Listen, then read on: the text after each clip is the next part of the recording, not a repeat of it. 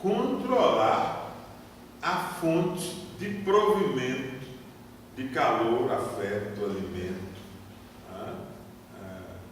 Lembrando que nós alucinadamente tentamos exercer esse controle, né? No princípio de tudo é uma alucinação. A primeira, o elemento, no começo tentamos pela alucinação. O proto-sujeito, né? O proto-sujeito se engendra no desespero alucinatório de exercer o controle sobre o objeto, presentificar um objeto, né, que não está à disposição na hora que o sujeito muito o quer, né? A alucinação do ser materno, né? É a metáfora psicanalítica que traduz isso, né? A alucinação como o campo daquilo que vai se constituir o sujeito, né? O campo que é o próprio sujeito, é o campo de experiência, ele exerce uma primeira atividade, né? A primeira atividade que o campo daquilo que vai ser sujeito exercita é a atividade alucinatória, tentando presentificar algo que está ausente, que está faltoso, né? Então o mal-estar é a condição partejadora do sujeito, né? É para dar conta do mal-estar que viramos sujeitos, né? É porque o mal-estar é grande demais, é que a saída é separar-se daquilo em que ilusoriamente me mantinha unido, àquilo que me mantinha unido, produzindo nessa clivagem o espaço do domínio do eu e o espaço do domínio do outro, né? Produzindo-se como sujeito nesta cena. Então, sem dúvida nenhuma, todos sofremos porque somos o que somos, né? De alguma forma, este é um ponto importante e um bom começo. Sofremos porque somos o que somos, né? Todo o nosso sofrimento deriva do fato de sermos o que somos e estarmos, porque somos o que somos, vinculados ao que estamos vinculados, né? Então, essa ideia de que sofremos porque somos o que somos. Então, nisso você tem razão, brancos sofrem, ricos sofrem, artistas sofrem, plebeus sofrem, princesas sofrem, todos sofrem porque a condição do mal-estar é uma condição articuladora do próprio sujeito, da própria presença do sujeito no mundo. Agora, sofremos porque somos genericamente o que somos. Sofremos porque somos genericamente para alguns que me queriam mais suave, para alguns que queriam receber de mim, para alguns que não gostam do time que eu torço, para alguns que não gostam da minha família, enfim. Nós estamos falando de uma outra condição. É a condição da hegemonização da negatividade. A produção de um consenso social sobre o ruim. Porque quando os consensos sociais sobre o ruim são muito fortes, a repulsa ao ruim também tende a ser muito forte na coletividade, né? Se por exemplo, assim, torcer para o Bahia fosse uma coisa tão ruim assim, e consenso de 90% dos baianos que torcer para o Bahia é muito ruim, seria um sofrimento ser um torcedor do Bahia aqui na Bahia. Mas como a torcida é mais ou menos no meio, né, mais ou menos dividida, e fica sempre disputando, a minha que é maior, a outra que é maior, a rivalidade sustenta, produz uma identidade que não faz ser tão ruim assim ser do Bahia, né? É tão ruim ser do Bahia quanto ser do Vitória, eu diria assim. Há uma certa democratização do mal-estar. Mas nós estamos falando de uma construção histórica de 300 anos de escravidão que inscreveu na negatividade dimensões fenotípicas corporais, dimensões culturais, dimensões que são alimentadoras das ontologias humanas, né? Aí eu me lembrei do nosso David Cooper, né? David Cooper, que dentro de uma perspectiva fenomenológica trazia o tema da experiência e da ontologia. Ser é ser para o outro. Ser para si mesmo. Não, ser para si mesmo. Ser para si mesmo pode ser uma mônada narcísica sem consequências. Ser para si só faz sentido quando esse ser encontra reciprocidade, reverberação naquilo que nos cerca, né? Então, de alguma forma, talvez a esses comentários, Vitor, a gente possa dizer: ei, isso aí é uma das versões bastante interessantes da tentativa do que não é dito nunca, que é a tentativa da manutenção do privilégio da branquitude. Por quê? Porque efetivamente a branquitude é um privilégio. É o lugar que está preservado de toda negatividade, né? Por isso que eu disse da questão da democracia racial, do matizamento, da possibilidade de a gente ter tantas formas de abjurar dessa herança, da herança africana, porque, de alguma forma, quando eu digo que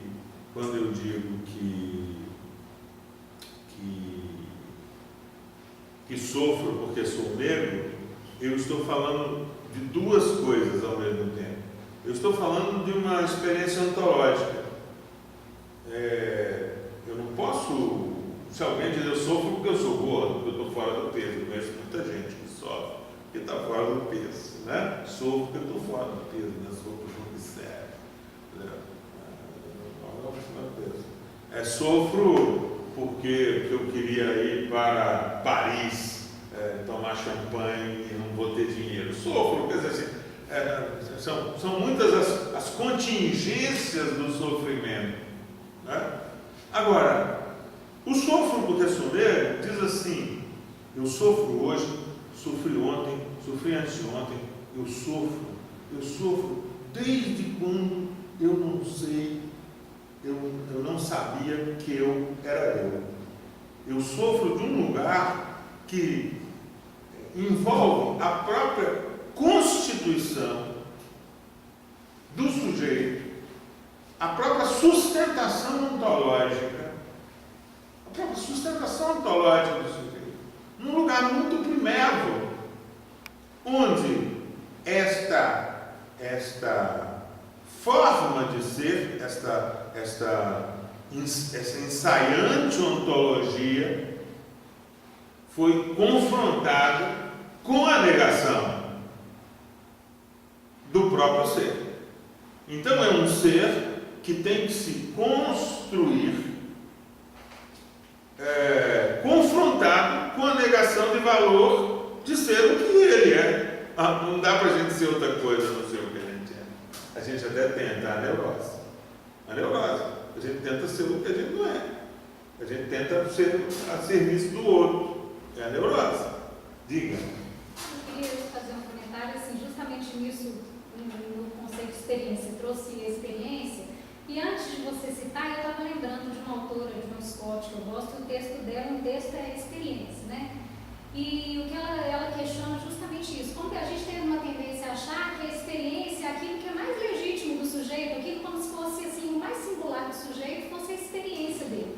E o que ela vai discutir é isso, olha, a experiência é determinada historicamente também. Então assim, por que negros, por exemplo, passam pelo mesmo tipo de experiência? Porque existe uma configuração social que os coloca em determinado lugar. Então, assim, os negros, assim, as mulheres, né? E aí, assim, dentro dessas categorias, mulher, pobre, negro, né? Vai depender de que nó que é esse que você se encontra. Então, aqueles que também se encontram mais ou menos na região desse nó, dessa rede, dessa configuração, vão passar por experiências parecidas, né? Então, assim, nesse sentido, a experiência não seria alguma coisa muito singular ou particular, ou muito, né, muito própria daquele sujeito específico, do indivíduo, né? Mas seria uma experiência social, seria uma vivência social, vamos dizer assim. E eu acho interessante isso, acho que é isso mesmo. Por que mulheres de determinada classe social e determinada, sei lá, negras, brancas, passam por experiências parecidas, né? Ou os negros, então assim, todos sofrem, mas a causa do sofrimento, aquilo que gera o sofrimento, são situações distintas, né? E aí aqueles que são colocados numa posição de objeto, acho que eles sofrem mais, eles têm um plus nesse sofrimento, né? Acho que... Mas o que eu acho que o Marcos traz aí no diálogo, tem uma coisa que eu acho que talvez não pelo menos para mim, mas que eu tenho visto cotidianamente, porque é um diálogo que eu venho tentando fazer no ambiente de trabalho, sinto total desconforto e falta de recurso teórico para abordar o assunto, porque talvez com a sua primeira fala, e quando você fala sobre essa questão da temática, ou do negro ou mesmo da mulher, o lugar do discurso científico fala, mas isso é uma temática ideológica e militante. Aí que eu estou falando assim, eu preciso me apropriar de um discurso, que o meu discurso seja de tal modo científico que eu possa falar sobre isso, que o outro não reduza o meu discurso a um discurso de militância. Mas porque isso eu tenho a ciência visto. não é ideológica? Não, mas a ciência, em determinado momento, foi dizer que o negro era inferior. Não, a gente né? sabe disso. Sim. A gente sabe disso, mas eu estou trazendo para aqui você um lugar. contra-argumentar, você precisa também ter Porque produzir um discurso. quando esse discurso, por exemplo, desse discurso da inferioridade do negro, né, ele ganhou força, era um momento em que não se questionava, ou pouco se questionava, eu também não sou grande conhecedora, mas assim, a neutralidade da ciência, né, entendia-se a ciência como uma... olha, o cientista ele fala do lugar ou do não lugar, né, ele está num ambiente ascético, vamos dizer assim, ele está ali todo protegido e ele depois, né, com o tempo, começou a se questionar, opa, poxa, mas essa ciência é situada, né? Aí tem outra autora que eu gosto também, Dona Harvey, que vai falar de saberes localizados, ela vai dizer isso. A ciência é isso, olha, o cientista ele fala de um lugar, né? E eu acho que não é à toa agora que a gente vai, quando assim, a gente vai ler, procurar saber, vai ler determinado assunto, a gente vai querer saber quem que é o autor e de onde ele fala. Mas isso não invalida o desconforto e a modo de como ele é abordado no ambiente acadêmico-científico, entendeu? Assim, porque todos nós sabemos disso, mas a maneira como você invalida o discurso do outro é sempre do lugar do que é e do que não é. Então, talvez, minha tentativa é essa, olha, eu acho que a gente pode contribuir com isso se a gente conseguir dar alguma resposta no plano da clínica.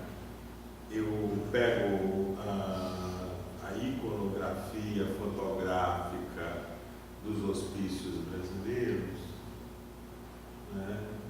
E vocês podem ir no Juliano Moreira agora, no São Paulo, e vocês vão ver que a concentração de afrodescendentes,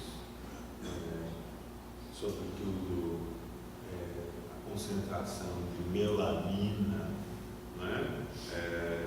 Dessas populações, o PIB de melanina dessas populações, ele é surpreendente. evidente, ele é desproporcional com o quadro social, mesmo numa cidade, num estado, numa cidade como Salvador. O desfavorável, experiências empíricas, o desfavorável de você vai hoje não mais, mas era muito pregnante isso, você ia ao Iguatemi no primeiro, segundo e terceiro andar e você tinha um branqueamento assim, nos andares, quando subia e chegava no terceiro, tinha um branqueamento surpreendente e obviamente também do ponto de vista das lojas mais caras que aconteceram. Óbvio, quer dizer, o componente étnico, o componente econômico está aí, andando lado a lado. Quer dizer, essa vivência, nós temos hoje uma CPI, né, um Ministério pela Igualdade Racial, nós temos o Estatuto da Igualdade Racial aprovado na Câmara dos Deputados. A sociedade brasileira tem hoje uma condição muito melhor para fazer esse debate que nós estamos fazendo. Eu sinto que talvez no nosso campo nós ainda não desenrolamos o nosso novelo para ajudar do campo da subjetividade a oferecer elementos mais plausíveis para a compreensão da experiência social da nação. Quer dizer assim, mais do que, óbvio, tem um foco que me interessa o sofrimento. Sofro porque sou negro, significa sofro porque o meu processo de constituição no mundo, eu, de alguma forma, as circunstâncias foram limitantes para que eu pudesse, inclusive, organizar mecanismos de defesa satisfatórios para poder dar um bocado de canelada por aí e assumir uma militância política e fazer as saídas sociais de confrontação. Não necessariamente no movimento organizado. Claro, não, já dizer assim, como que a gente vai colaborar, né, na nossa rede de atenção psicossocial para, por exemplo, refletir sobre o tema da negligência em relação àqueles que possam ser mais identificados como negros, né? Porque na obstetrícia se sabe, as mulheres negras têm menos pré-natal do que as mulheres não negras. Então está claro, vai lá, quantifica o número de pré-natais, né? Como é que nós vamos, no âmbito da RAPS, né, produzir as nossas percepções sobre o quanto que nós incorporamos na escuta de um caso a informação desta pertença étnico-racial e a consideramos fundamental para compreender, foi disso que a gente estava falando na última vez que a gente discutiu o caso aqui, né? Para compreender exatamente essas circunstâncias que levam a que sujeitos possam apresentar dificuldades de estarem vivos. Não é dificuldade porque ele é negro, não. É porque o construir-se como uma pessoa negra, né, é algo que está colocado no ponto emblemático, o ponto cego, o ponto impossível de ser percebido e, obviamente, gerando aí uma certa derivação de toda a ordem de sintomas. Mas a pretensão não era que a gente pudesse, eu não estou pretendendo que a gente possa ter uma solução para isso. Mas eu queria dizer assim, isso está na roda. Está aberta a temporada de reflexão em que isso se torna imperativo. Não dá para fazer saúde mental sem a gente levar em consideração que os sujeitos são sujeitos históricos e sujeitos históricos produzidos em sociedades que têm o cacoete, o vício, o verbo, a insistência de negativização de uma pertença étnico-racial são sujeitos que vão construir em diálogo com essa negativização. Né? Quer dizer, no mínimo, pensar isso, que vamos construir com o sujeito tendo que dialogar com ele. Não vão poder se esquivar desse diálogo. Né? E a última coisa que me ocorreu é que, assim, sujeitos que para poder ser, ele tem que negar a sua pertença étnico-racial do ponto de vista físico. Né?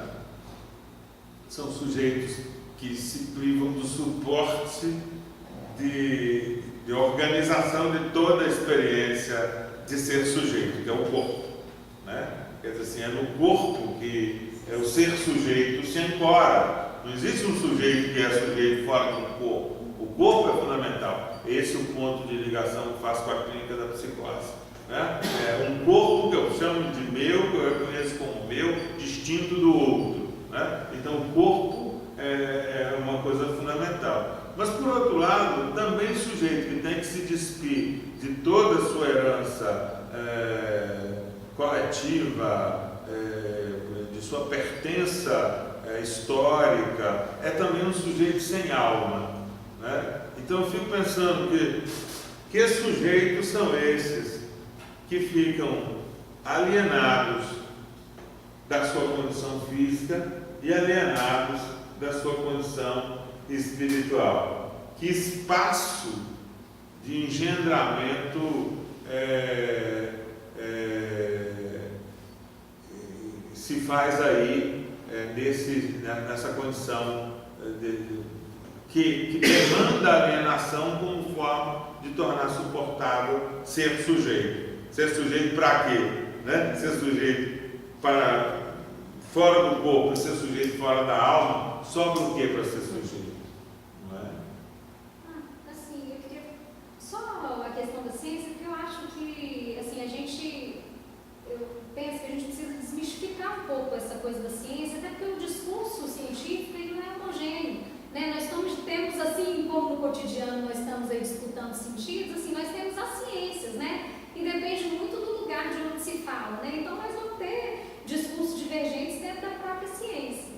Agora, o que eu ia pedir para você falar um pouquinho, você começou e para mim não ficou muito claro, você disse que evitaria o termo racismo por esse ismo, tipo assim, às vezes não parecia que é muito intencional, eu não consegui... Não, eu quis dizer assim, nós temos práticas racistas. Chamar alguém de macaco, um jogador de futebol, é uma prática racista. Discriminar, andar atrás de uma loja, atrás de um homem ou de uma mulher negra, porque eu estou suspeitando de que ele vai roubar alguém, ou dizer, isso aqui não é lugar para você, para um filho adotivo de um casal branco na loja eu acho que é da Mercedes-Benz, e pôr para fora e trazer, isso não é lugar para você. São atos racistas que estão encaminhados por essa dimensão de uma intencionalidade negativa. Né? E na verdade eu estava querendo me referir a uma dimensão da experiência que é o não ser capaz de lidar com isso, de não saber se a hora que a pessoa mais negra do que eu está presente, se eu toco no tema étnico-racial ou pensando com minha sensibilidade de que eu não gostaria, porque alguém pode olhar para mim também e me incluir, esse embaraço. Eu queria dizer que o racismo é esse fenômeno que engendra toda a sociedade. Mas eu diria que nós temos relações raciais embaraçosas na sociedade brasileira. E nós temos relações racistas. Né? E eu acho que as relações raciais embaraçosas são decorrência do racismo. Né? Elas são embaraçosas por causa do racismo. Por isso, aquela pergunta, onde é que você guarda o seu racismo? Eu acho que é uma pergunta que permite à sociedade brasileira fazer uma boa reflexão. Em algum lugar ele estará. Né? Em algum lugar ele estará. Né? É uma questão de ser provocado para que ele venha à tona. Né? Se eu penso isso, em que lugar você guarda o seu racismo? Eu penso, as pessoas que podem se esquivar menos da sua condição, da sua pertença étnico-racial, portanto, estão permanentemente susceptíveis ou disponíveis para serem achacadas por atos racistas. Por quê? Porque elas não podem deixar de ser o que elas são. Então, nós temos uma montagem aí que é complexa, né? E o discurso em relação ao negro e outras também categorias, mas assim, como falando da minha mas eu acho que no fundo é aquele discurso assim, é negro, mas, né, o burguês ele não escuta isso, né? O homem, o cara, a classe média branca, ele vai falar, ele é branco, mas, né? O negro, acho que o negro, eu acho que outros, a mulher em algumas condições, a mulher negra principalmente, né? Você fala do pré-natal, mas também o acesso à justiça. Então, por que quando a gente vai ver assim, nos reflexos sociais, são categorias que estão muito marcadas na questão do não acesso, né? Ou de um acesso prejudicial, parcial? Então, tem uma questão para nós que é assim, que às vezes fica, eu discuto isso às vezes com um sociólogo com quem trabalho, pesquisa, que é o seguinte, efetivamente, dentro da lógica de compreensão dos processos de dominação globais, né, a grande questão é a questão da opção do capital, do capitalismo. Quer dizer assim, de alguma forma, todas as outras dominações prestam conta à dominação do capitalismo. Quer dizer assim, elas são subsidiárias da dominação do capitalismo. A dominação do capitalismo consegue fazer com que todas as outras dominações sejam acessórias à dominação do capitalismo. Mas isso não resolve a questão da formação histórica singular e das histórias singulares de cada formação social. Então, assim, na sociedade brasileira, a mãe das violências, de todas as violências que forjam os processos de subjetivação, foram produzidas na escravização indígena e na escravização negra. Então, a subjetividade nacional ela é informada por um complexo. Então, a dominação operária no nosso país é uma dominação operária que aprendeu, tomou lições com a experiência escravagista. A experiência escravagista informa todas as dominações, a escola, onde elas moldaram suas formas de ser. E aí a gente pode encaixar esse tema do tema étnico. Por quê? Porque não foram escravizados os chineses, que também vieram no fim do Império, vieram sobre um regime similar ao regime de contratação escravagista. Vocês sabem, nós tivemos alguns navios de chineses que vieram contratados para trabalhar, substituindo a mão de obra escrava. Nós tivemos cargueiros chineses, não se adaptaram. Porque o regime de contrato, então você não tem uma questão da escravidão chinesa no Brasil. Os italianos vieram em regimes de contratação para trabalhar no campo muito severos, muito similares ao que a gente chamou hoje de trabalho escravo. Você vai comprar na minha venda e eu vou fazer a sua nota, e você só compra aqui. Você não tem uma questão da escravidão italiana. Os japoneses vieram para o Brasil também, tudo isso no processo de substituição da mão de obra escrava, negra. E aí os japoneses também vieram assim. E você não tem uma questão, é curioso, né? Não gerou uma questão, pelo contrário, os europeus aproveitaram que eles são da Europa, num país atrasado, brancos, e logo são as famílias da classe média paulista, a grande contingente que forma ali uma certa identidade paulista, a vantagem da pele e a vantagem da posição europeia, superiores. Então essa marca porque é um tema que não envolve, não queria entrar nisso, mas não envolve a questão envolve a questão da África. Envolve a questão da África até hoje. Entendeu? Que não é uma questão do passado, que foi lá em relações, não. Envolve a situação da África hoje. Envolve o preconceito racial, o racismo mundial que estabeleceu as condições que a África não deixe de ser aquilo. Né? É muito interessante porque até o século XIX a África não tinha um dos seus países, né, das suas nações, que estivesse sob domínio de uma possessão estrangeira. É interessante como a dominação europeia colonial na África é toda do século meados do século XIX para frente, né? Ou seja, não é o processo colonial lá que fez os escravos que foram trazidos para alimentar a vantagem que a América representava, que permitiu que a Europa se colocasse como centro do mundo, né?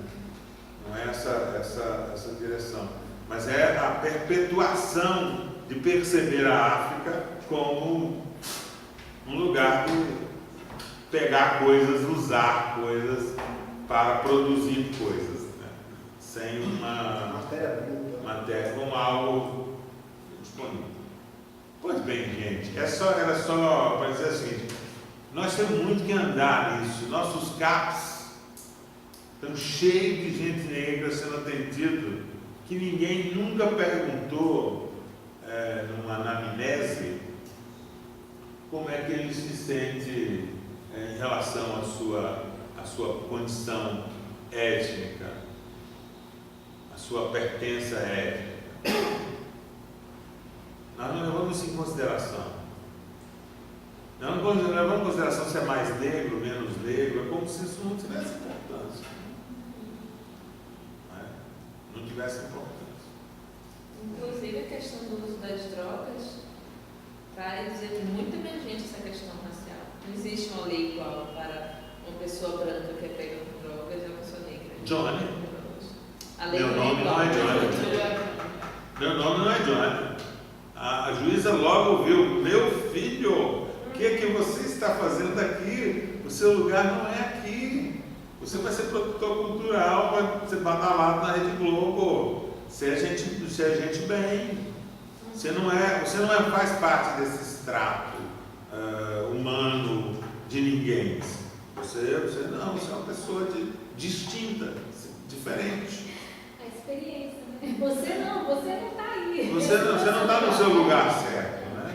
Ô Renato, o negócio das drogas tem uma reflexão, eu também estou perseguindo isso, que é a reflexão de que as duas drogas de consumo de massa no Brasil, álcool e maconha, nos séculos 18 e 19, álcool e maconha, o álcool foi combustível para o processo de produção. seja o álcool, a cachaça para os escravos, no fim, nos folguedos, nos festejos, né? Seja o álcool nas Minas Gerais, lá com as minas em rios, Chapada Diamantina, né? Por isso tem cachaça boa, né? Esse já tem cachaça boa, muito frio, e a ração de cachaça, componente da dieta. O álcool compõe a dieta da escravidão. Ela não é assim, o álcool endêmico entre os negros, não. Produção de entre-safras também, né? Na produção de entre-safras também, que eles deixavam o álcool e a maconha também serem consumidos. Então, a maconha entrou no Brasil duas fontes. Uma foi os portugueses, Real Companhia de Cânhamo, Real Companhia Imperial de Cânhamo, no Rio Grande do Sul, no Pará. Grandes plantações de cannabis para produção de velas de navios, tecido com o caule da maconha. Mas entrou também pela África, farmacopeia africana, planta de fundo do quintal, 1000 usos. Sabe o que eu fiquei pensando? Isso que vocês comentaram agora me fez lembrar algumas experiências e os serviços, né? Como é que essa questão determina essa identificação desse trabalhador, né? Se identifica do lado de lá do branco, né? Que é buscando a ponta de lá, e como isso determina o investimento clínico que a equipe faz sobre determinados casos. Assim, por que mobiliza tanto o menino, e aí a história real, que eu e o Vitor vivemos no caso, por que mobiliza tanto a equipe que recebe todos os dias jovens negros de 12, 13, 14, 16 anos, envolvidos com o tráfico, que vivem em condições extremamente precárias, que é violentado pela polícia cotidianamente. A gente tem visto todos os dias no CAPS. Quando chega um menino branco, dos olhos verdes, filho de uma classe média, como a equipe acha gravíssimo, pobre daquele rapaz, olha a condição, né, degradante a que esse rapaz chegou. E isso mobiliza a equipe que chega a dizer: o CAPS não é lugar para ele. Perfeito, gente. Assim, A única coisa que tem cada para quem? A única que tem cada noite. Exato. O único comentário que tem cada noite. Clínica, exato. É isso. Não é lugar para ele. Né? Não é lugar para ele. O CAPS não é lugar para ele. Né? O quanto essa identidade. Então, isso é o nosso desafio. Nosso desafio na RAPS. Como é que a gente vai fazer isso? Como é que a gente vai levar aos colegas essa sensibilidade de dizer: gente, nós vamos ter que encarar o tema étnico-racial de frente. Nós vamos ter que conversar sobre isso. Isso vai ter que virar assunto corriqueiro, né? Nós vamos ter que perguntar sobre mais negros ou menos negros, entendeu? Iraquishi. Sim. Sim, claro. É isso, nós vamos ter que perguntar mais negro ou menos negro, entendeu? Por quê? Porque, né? Dá para passar por. Dá para passar sem isso, né? Dá para passar sem me onerar, entendeu? Dá para passar sem me onerar com a herança étnico-racial negra, entendeu? Não preciso me onerar com isso. Então, esse jogo que eu acho que estabelece muito o sistema da equipe, como é que a equipe... Em determinados casos mobilizam tanto as equipes, em outros casos você cai um certo niilismo terapêutico. E aí quando morre um menino que tem 17 anos pela polícia, e aí a técnica de referência se descabela, não sei o quê, e aí outro técnico diz, jamais esquecerei essa frase, mas isso é morte anunciada. É um menino de 17 anos que é morto pela polícia, a equipe se resigna e diz: isso é morte anunciada. Porque em determinados casos a gente diz que a morte é anunciada, e para outros a gente se identifica, né? E aí a gente vive uma situação muito semelhante, de que a gente tem dois casos na mesma equipe, um caso de um sujeito classe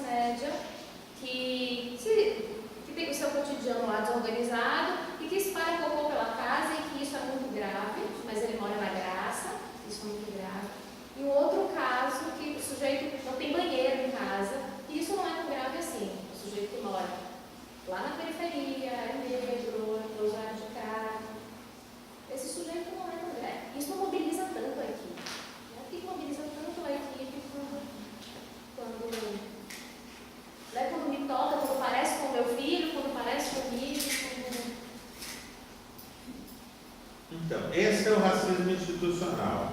O racismo institucional é aquele que não se percebe como racista. Então, é um racismo que está naturalizado. Isso é racismo institucional. Então, dar mais atenção a um jovem porque é um jovem com o qual eu me identifico e em comparação por não dar atenção. Eu estava me lembrando mais dos casos de como é que o gradiente de paciência com certos pacientes, com certos sujeitos que são pretos, pobres e psicóticos, como é que o gradiente de paciência tende a ficar, exceto se ele for um sujeito, um louco genial. Né? Se ele for um louco, um psicótico monótono, né? um sujeito, né? Um caso chato, né? Que é só aquela embotada, aquela limitação,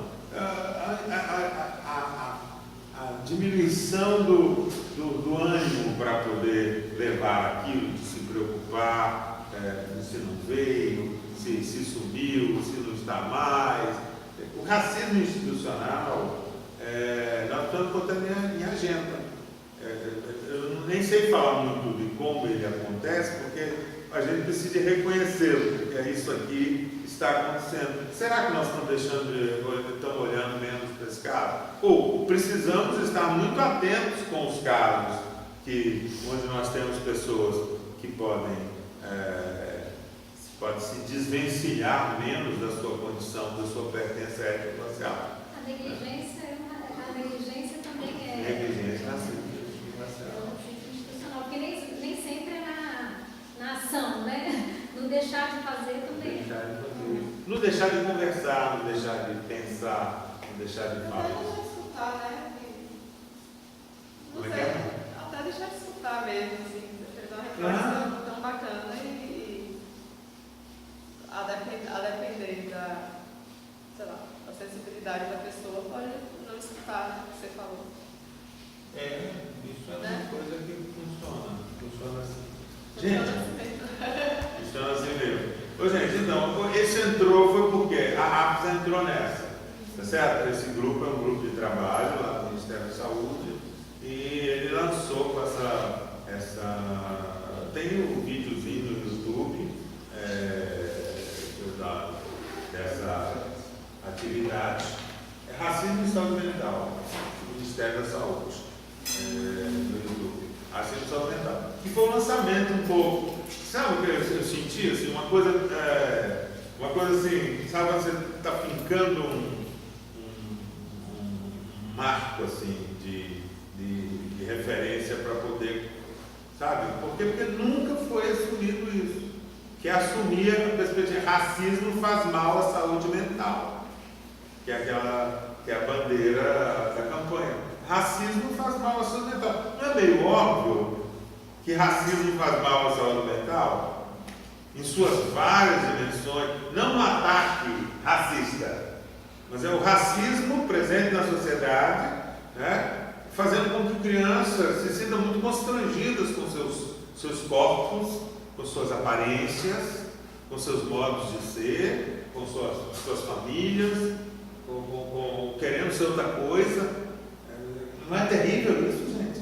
Querer ser outra coisa, uma criança que recusa o que ela é e quer ser outra coisa, eu não quero ser isso. Isso aqui é ruim, o que eu sou é ruim. Então nós temos que pensar o engendramento do mal-estar, né, decorrente do racismo, como esse engendramento que pega precoce, que vai forjando sujeitos, e nós temos que pensar na psicossomática. Quantas dimensões da psicossomática, né, que a gente fala, psicossomático.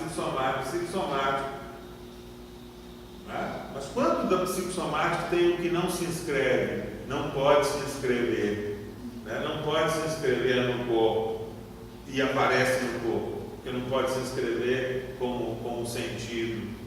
Né? Então acho que a gente tem aí Gente, semana que vem nós vamos conversar sobre casos do